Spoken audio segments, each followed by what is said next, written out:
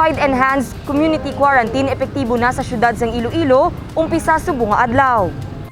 Isa sa nalipay nga balik na sa Modified Enhanced Community Quarantine ang Iloilo City umpisa subong nga adlaw amo ang 59 anyos nga dance instructor nga si Robert Sioson. Pabor siya sa liwat nga pagbukas ng pila ka mga negosyo, kalakip ang pagpahanugot sa 10% capacity nga dine-in sa mga kalan-an. Mas mayo gid kahit paano makakaon ka, makadaining ka mas 10%. Compare sa naligan nga lockdown nga wide gutomon ka. Ti pro sa ako may diabetes ko. Ti matabok ka na makaon ko to si Jollibee. Gamay lang. Hindi lang, hindi nga ilit makakaon ka tulad sang naligan nga wala gid. Pigado gid ya. Mas mayo na subong kay paano ang income, ang kwarta, nag-rolling. Compare mo sa naligay nga wala gid. Ang tao wala gid gastuhon, wala gid ya maskin ano. Isubong ya maskin ya amo na ni na ang kwarta nagalibot. Makalagaw ka, makasulod ka sa mall. Compare mo sa naligay nga wala gid. At least enjoy ka. Bisan ginhalugan ang quarantine status ang syudad, nagapati siya hindi magkampante. Gani ginaengganyo niya ang publiko nga magpabakuna batok COVID-19. Dapat sa mga maluyo subong mabaksini ka mo kay mabudlay gid kay kadamo ko sa mga friends ko naklamatay nga wala ka pa baksin. Kay next year may ara naman may bilatian naman masulod na naman di ta mabalaan kung ano gid. Post nga ako may diabetes ko, may heart problem ko. Yun, pabaksin ko paniguro ko kay high risk ko mo. Ang 41 anyos naman nga si Billy Viernes nga nagatrabaho sa Fastcraft, nagapati man siya bisan MECQ na sa Iloilo City, dapat sundon gihapon ang mga health protocol. Ito maghalong lang kita, masunod lang kita ang protocol sa gobyerno para madula na ng virus kay kabudlay daan kung arap ning virus ang panginabuhi ta pero te kapigado gid. Sandig sa executive order nga ginpagwa sang alkalde, ginapahanugutan na ang dine-in sa mga kalan-an. Apang limitado lang sa 10%. 50% naman ang ginapahanugutan para sa outdoor dining. Bukas naman ang esplanade kag mga public plaza sa syudad. Apang para lang sa mga maga-jogging, bisikleta kag walking. Gindula naman ang border restriction control, apang mapabilin ang curfew. Ginapahanugutan na ang pagbaligya sa makahulubog nga ilimnon, apang ginadilian ang pag-inom sa pampubliko nga lugar. Samtang, ang haya sa mga nagtaliwan ang magalawig lang sang 3 ka adlaw. Ginapahanugutan man ang pagbukas ng beauty salon, barbershop, kag nail spa sa 30% capacity. Nagpadala naman sang sulat ang alkalde sa National Interagency Task Force agud hinyoon nga tugutan ang pagbukas sa mga spa, gym, fitness center kag mga museum nga may limited capacity kag iban pa nga pagsulundan. Dane Raffles para sa Level Up Patrol. Iloilo City Government magapahamtang sang duha ka separado nga mga swab test area. Ginpakamaayos ang lokal nga panguluhan nga magpahamtang sang duha ka mga separado nga swab test area sa syudad sang Iloilo. Agod hindi maginutok sa isa ka swabbing center ang mga luyag magpaidalom sang ila RT-PCR test.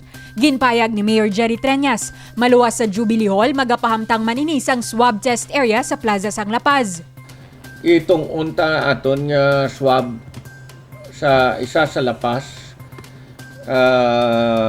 Plaza, ang isa diri sa aton sa Jubilee Hall. Para nga hindi tamaan kadamo tao bala. So ang aton nga swabbing will be in the old nga ginatawag naton ng bao-bao bala sa La Paz, no. So dira kita kagbutangan ta lang sang tent daw may tent patong halin sa PIDEA. Nakita man sang alkalde ang importansya nga magdugang sang swab test area agud mapalapit sa mga pumuluyo sa syudad nga luyag magpaswab. Kay nakitaan ta kung diri tanan sa Jubilee Hall no medyo malayo para sa Tagaharo kag sa La Paz kag Lapus. So didto ihatag ta ang sa La Paz ang La Paz, Haro and Lapus. Dito sila kadto. Parang ang diri naman niya sa Jubilee Hall, ang taga City Proper, ang Molo, ang Arevalo, ang Mandurriao pili sila either sa Jubilee Hall or diri man sa La Paz. Nagapati man ang lokal nga panguluhan nga pinaagi sa padayon nga pagpatigayon sang swabbing, mas mapadasig man ang paghatag solusyon sa problema nga tugas sang COVID-19 virus. Base sa listahan sang Iloilo City Government kahapon, Agosto 15, may 86 ka mga confirmed COVID positive cases kag 1 death sa syudad sang Iloilo. Divine Singh para sa Level Up Patrol. Duha ka mga dialysis center kag condominium type nga relocation ang pilagi lamang sa mga proyekto nga nagapadayon sa syudad bisan sa tion sang pandemya. Sugod subong Agosto 16 kada adlaw ng pagpatigayon sang vaccine rollout sa syudad sang Iloilo. 13,000 ka individual ang target nga mabakunahan sa isa ka adlaw sini nga semana. Ini ang isa sa mga tikang sang lokal nga panguluhan agud mas madamo nga mga Ilonggo ang mahatagan sang proteksyon batok COVID-19. Apang hindi lamang ang pagbato kontra virus ang ginatutukan ni Mayor Jerry Treñas. May iban pa nga mga kinahanglanon medikal ang ginahatagan sini sang atensyon. Isa na diri amo ang dialysis center para sa mga kidney patients. Subong nga bulan, ginalauman maga-operate na ang dialysis center sa Barangay East Baluarte Molo. Isa pa ka dialysis center ang ginasugura naman sa Barangay San Isidro Haro. Ang aton nga dialysis center sa East Baluarte manong abre na before the end of the month. Kag subong may ara na ko nga doktor nga ginkuha si Dr. Apistar nga bata sang kilala nga Dr. Apistar nga para siya ang head sang aton nga dialysis center. Aside sa 3 ka pulungkuan nga para dialysis machines, may ara kita dito sa San Isidro Haro nga ginapaobra para makadugang pagid kita mga dialysis patients dito. Dito siguro sa aton sa San Isidro makadugang kita another 12 nga mga silya para we will have a total of 15 to 16 dialysis patients, no? Luyag sang alkalde nga bisan tuman kadako ang pagpanghangkat dala sang COVID-19, hindi mapabayan ang iban nga mga pasyente. Magluwas sa mga dialysis center, ginahikot naman sang lokal nga panguluhan ang Uswag condominium type nga relocation site sa Barangay San Isidro Haro. May ara kita fondo nga ara sa escrow nga fondo, so usaron ta to part sa aton isa ka building which will be able to accommodate mga 60 ka units. Ang ini nga unit siya loftable. Medyo mataas ang iya ceiling.